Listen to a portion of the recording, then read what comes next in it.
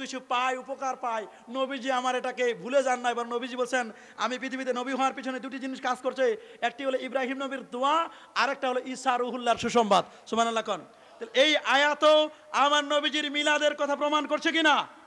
সুবহানাল্লাহ কোন। দেখুন প্রমাণ, আমার আল্লাহ বলেন এই আয়াতের লাকাদ জাআকুম রাসূলুম মিন আনফুসিকুম আজিজুন আলাইহি মা আনিতুম হারিস। এই আয়াতের তাফসীর করতে গিয়ে আল্লামা ইবনে কাসির এবং মাওয়াহিবুল লাদুনিয়ার লেখক বলেন আনফুসিকুম কেরাতের মধ্যে আরেকটা কেরাত আছে আনফাসিকুম। সুবহানাল্লাহ কোন। যদি কেরাত আনফাস হয় তাহলে বলছেন এই পৃথিবীর মধ্যে সবচেয়ে শ্রেষ্ঠতম বংশে আমার নবী জন্মগ্রহণ করেছেন। সুবহানাল্লাহ কোন। এই জন্য নবী বলেন খায়রুল কুরুনে, আমি নবী সবচেয়ে শ্রেষ্ঠ বংশে পৃথিবীতে আসছি। সুবহানাল্লাহ কোন। কুরাইশ বংশ। কি বংশ? আরো জোরে বলেন, আরো জোরে। কুরাইশ বলা হয় সমুদ্রের মধ্যে যে মাছটা বড় ওটার নাম কুরাইশ। সুবহানাল্লাহ কোন। আর বংশের মধ্যে যে বংশটা সবচেয়ে বড় ওটার নাম কি? তাহলে এই আয়াত প্রমাণ করছে নবীজির মিলাদ আছে কিনা। একটা আয়াত দিব, দেখেন এই আয়াত খুব মনোযোগ দিয়ে শুনবেন। এইটা হলো সবচেয়ে বড় দলিল ঈদে মিলাদুন নবীর উপর। এইটা দিলাম শেষে। ওয়াইজ আখাযাল্লাহু মিসাকান নাবিয়্যিনা লামা আতাইতুকুম মিন কিতাবিন ওয়া হিকমা সুম্মা জাআকুম রাসূলুম মিনকুম মুসাদ্দিকুন লিমা মাআকুম। সুবহানাল্লাহ কোন। লা তুমিনুন্নাহু ওয়া লা তানসুরুন্নাহু আলা যালিকুম ইসরি ক্বালু আকরারনা। সুবহানাল্লাহ কোন। আরো জোরে বলুন সুবহানাল্লাহ। আমার আল্লাহ বলেন ক্বালা আকরারতুম আলা যালিকুম ইসরি। সুবহানাল্লাহ কোন। ক্বালু, তারা বলল আকরারনা, মেনে নিলাম। আল্লাহ তাআলা 1,23,999 জন নবী মজলিসে বসা। সুবহানাল্লাহ কোন। আলমে আরবাই কোন জায়গায়? পাশে আমার আল্লাহ হলেন সভাপতি, পাশে স্পিকার আমার নবীজি। সুবহানাল্লাহ কোন। আরো জোরে বলেন সুবহানাল্লাহ। নবীজি বসা। ওই মুহূর্তে মজলিসটা কাদের মজলিস? নবী এবং রাসূলদের। সুবহানাল্লাহ কোন। লোক সংখ্যা কি কম না বেশি? 1,23,999 জন, নবী সহ 1,23,000 নয়, 1,24,000।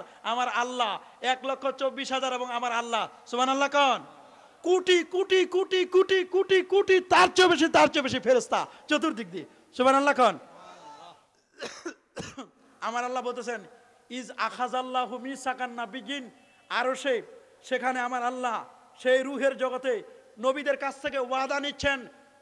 সুবহানাল্লাহ কোন।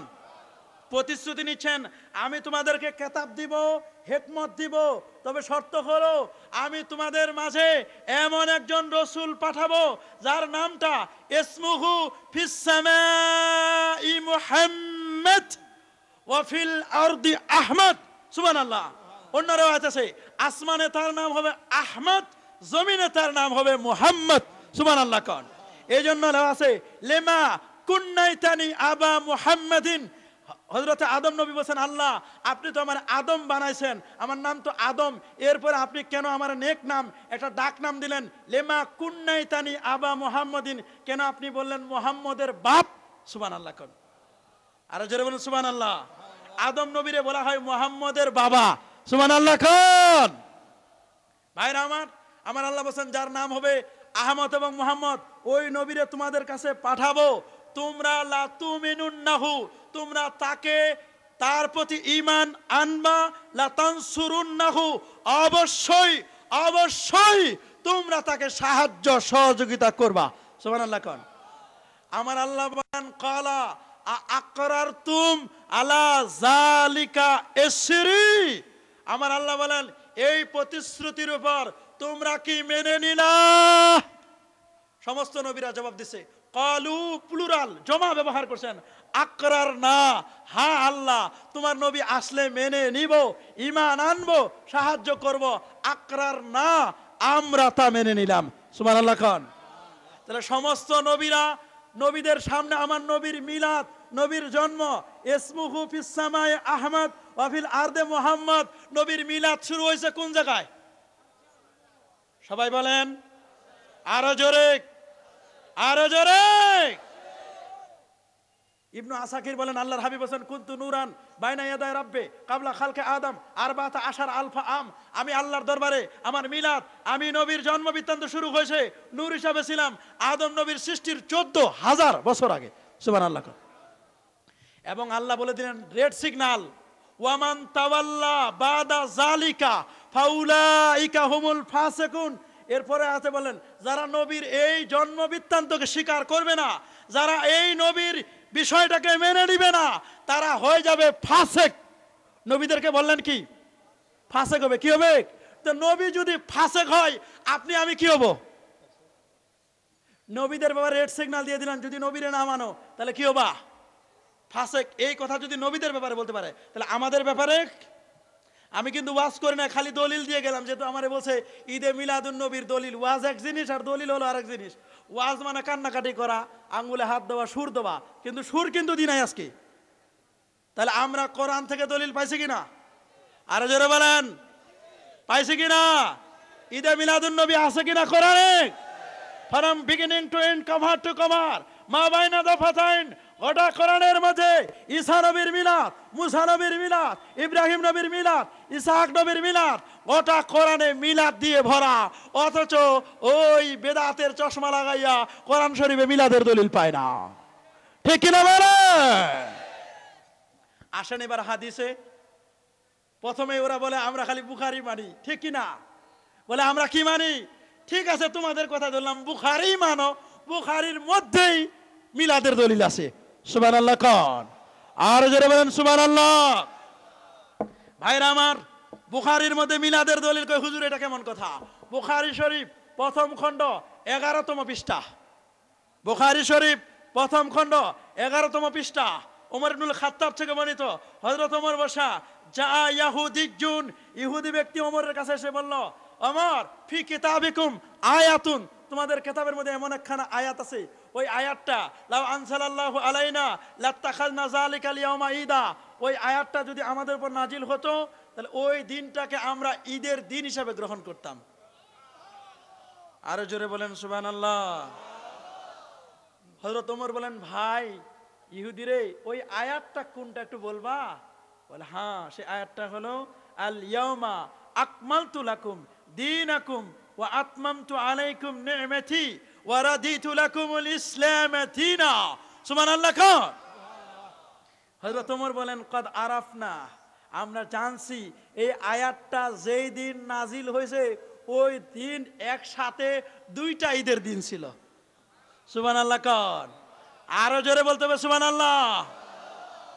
এই আয়াত যেদিন নাজিল হয়েছে একসাথে দুইটা ঈদ ছিল। ইহুদি বলেন, ভাই এটা কেমন কথা?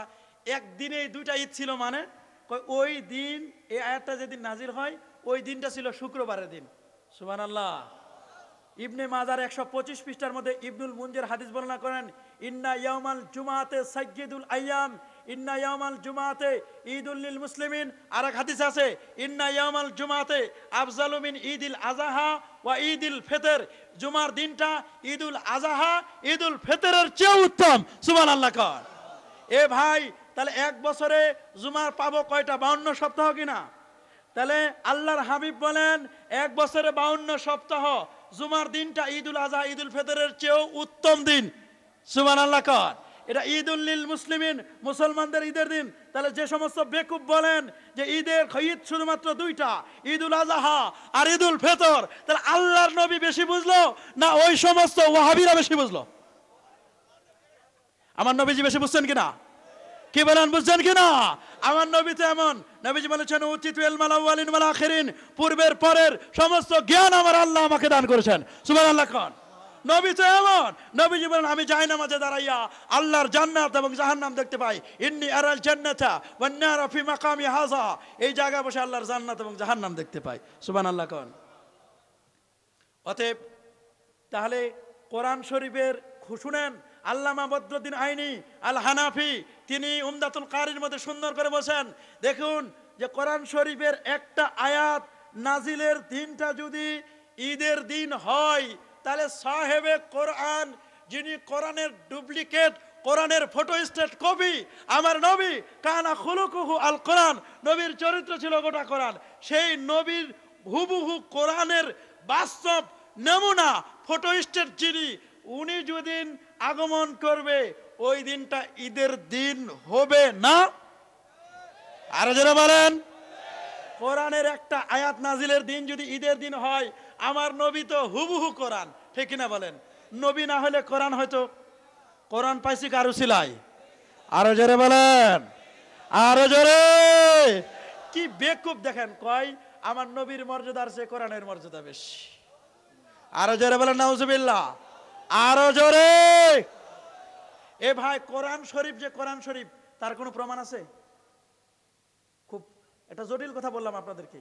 কোরআন শরীফ আপনি যে বলবেন যে এটা কোরআন শরীফ, এটার কোনো প্রমাণ আছে? আছে কোনো প্রমাণ? যে আয়াত দিয়ে আপনি প্রমাণ দিবেন যে এটা কোরআন, আমি তো ওই আয়াতটাই মানি না। কোরআন যে কোরআন তা মানি না। কোনো দলিল আছে? খুব কিন্তু সূক্ষ্ম কথা। কোরআন শরীফ যে কোরআন শরীফ, এটার কোনো দলিল আছে? দলিল কি? আল্লাহর